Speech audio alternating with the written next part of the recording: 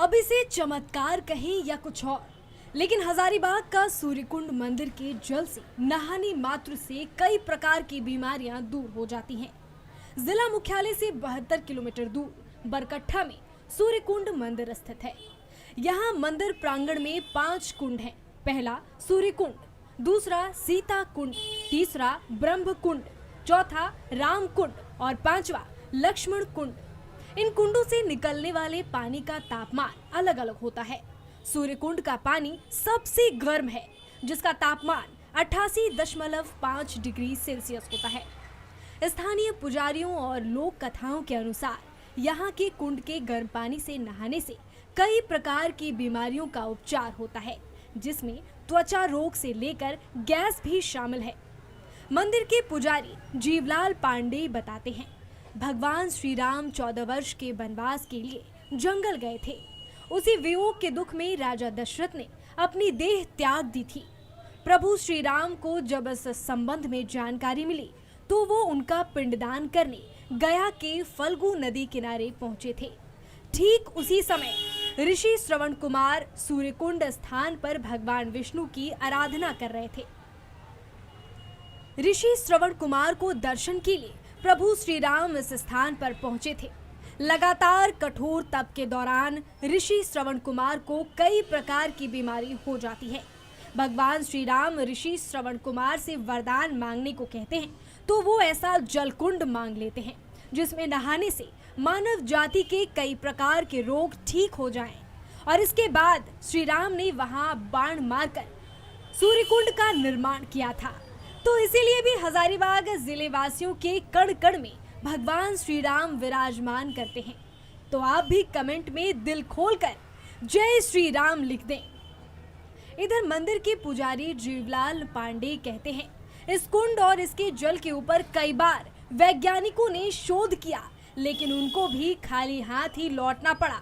वे भी ये पता नहीं कर पाए कि इस कुंड के गर्म पानी से स्नान मात्र से कैसे त्वचा के रोगों से मुक्ति मिलती है।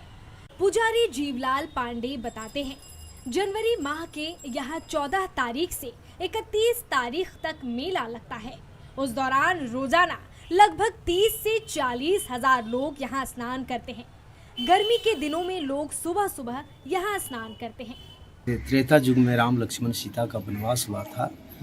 उस समय जो है राम लक्ष्मण जो है जंगल भ्रमण कर रहे थे ऋषि मुनि लोग का।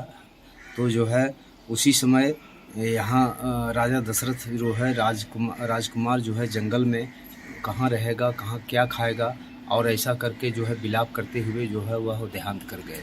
और देहांत करने के बाद जो है गया पिंड दान करने के लिए सीता माता आए थे, समझे ना।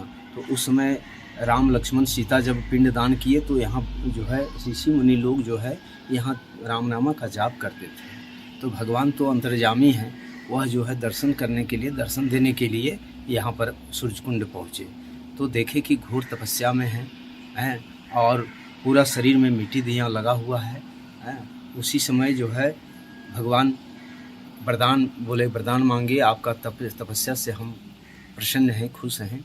बोले प्रभु आप जो है इस जगह का आपका पावन जो है धरती पर जो है आपका आगमन हुआ, तो जो है यहाँ ऐसा अद्भुत करके जाइए कि जो जल जो है जल से जो स्नान करे उसे जो है फोड़ा फुंसी घाव और शारीरिक कष्ट 36 प्रकार का रोग ठीक हो जाए।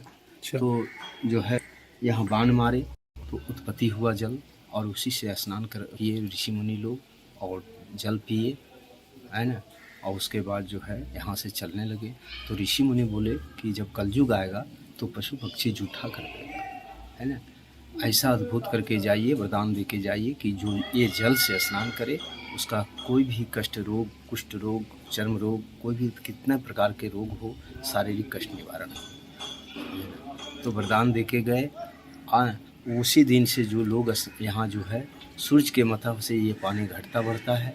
जैसे जैसे उदय होते हैं वैसे वैसे जल जो है घटता है, और जैसे जैसे अस्त होते हैं वैसे वैसे पानी जो है बढ़ता है, लेयर उसका तेज हो जाता है, समझे ना।